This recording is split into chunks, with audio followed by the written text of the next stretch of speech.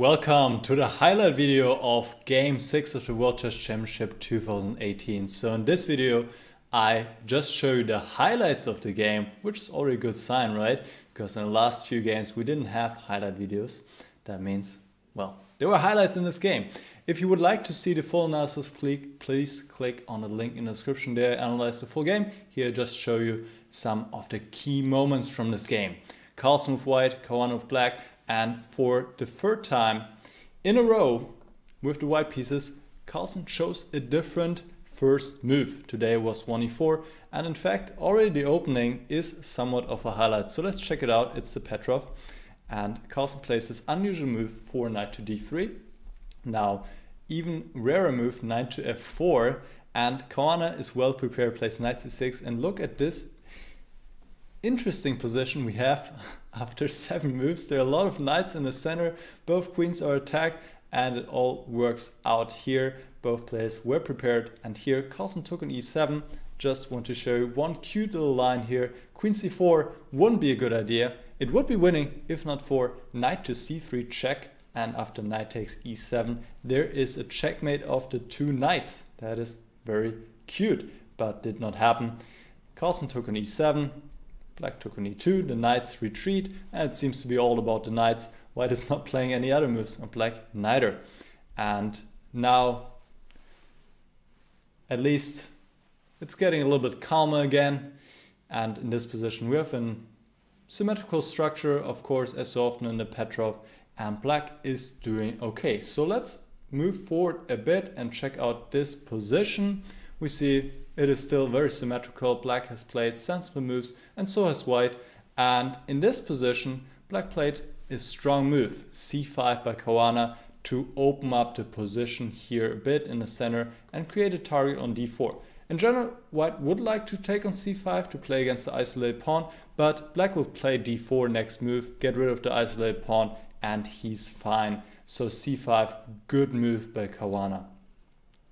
Once again, we move forward and we check out the following position.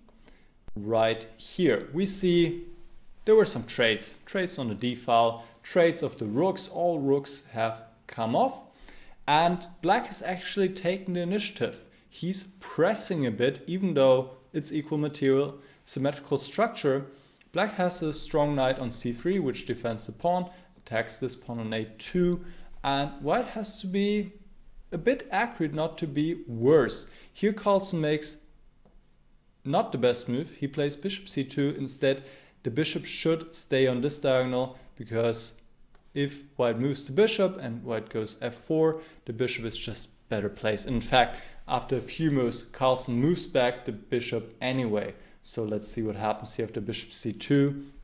Bishop a3, another good move by Caruana to keep the pawn on a2 so it cannot move to a4 where it's defended. And bishop b8, a6, f4, bishop d7, f5, bishop c6. We see Caruana improving his position now, defending the pawn on d5 and asking questions here. Not an easy position to defend, and we move forward to this position, which is the next critical moment. White has won the pawn on h5, black has won the pawn on d4, pawns are still equal, it's a bit unbalanced, but black is still asking here some questions. Right now he's threatening to take on f3, follow up with d4, that will win a piece. And Carlsen takes a very drastic decision. He sacrifices a piece against 3 pawns with the move bishop takes d5. And I think that's a risky decision. Instead, the alternative was to play knight f1. Black takes the bishop and enjoys the slightly better position here with the bishop pair. Also the pawns on the king side are somewhat vulnerable. And yes, black is better, but I think white should hold this endgame with accurate play. And objectively speaking, I would say this is the better choice. But of course, I'm also aided here by the computer, and the computer is not the greatest fan of bishop takes d5. That being said, might as well be that the resulting position is objectively a draw. Let's check it out. So here we go. Black takes, takes, takes. We have a lot of takes, and we reach this position. White has 3 pawns, but black has a minor piece obviously, and he will win another pawn here. Knight to e4, threatening the pawn on g3, g4, and now once again this move bishop a3 to keep the pawn on a2 and to get it. Bishop c4, king f8, and here we go, black wins the pawn. Alright, so let's move forward once more, and we move forward to this position now. We see the king is on h5, and black has the bishop on e1, so the king cannot move forward. And here Carlsen gives up another pawn. He plays a5, but this is a good choice, good defense here. He realized that once he gets the king to g6, he can set up a fortress. So this was the point, distract the bishop from the attack of the h-pawn and now move the king forward. This is a draw, but not easy. Not easy to play for white. For example, here king h7 is the only move. Otherwise, black could get the king to h8 and then he would be winning after a lot of maneuvering. So here there's also some maneuvering. We'll go through this quickly to reach the next critical moment, which is right here. White has to be careful. He has two moves available, either bishop c4 or bishop e4. But Carlsen plays neither. He goes king g6 and then his position is lost. This is a losing move. Bishop e4 I think is the most sensible to just protect the pawn. And now, for example, knight e2, bishop d3, knight f4, bishop c2. There's no way for black to break this fortress with the king on h7 and the bishop either staying on this or this diagonal. And here, for example, knight takes h5, king g6 is an immediate draw as white wins the pawn, and knight and bishop against bishop is a draw. Nothing to be done. After king g6, black is winning, but it is difficult. This is the critical moment. Here, black has one single winning move. Even a computer takes a while. Even here you can see the bar is not indicating it yet, but it's true. The only winning move is bishop to h4. What's the point? White is in Zugzwang in this position. Obviously the king cannot move. The king needs to keep protecting the pawn. h6 would be answered by knight f3 here. h7, knight e5 check, king h5. And now we see, well, the bishop is a bit unfortunately placed on c4. Black can now play king g7 and the bishop is still attacked. So white doesn't have time to take on h4, or rather than black would take on c4 and win. Otherwise, white moves the bishop, black moves the bishop, takes the pawn, and sooner or later will win. So this is why the king and the bishop cannot, the king and the pawn cannot move. What about the bishop? Well, we already established that this is a winning position if black gets the king to h8. I haven't shown you how, but just believe me on that one.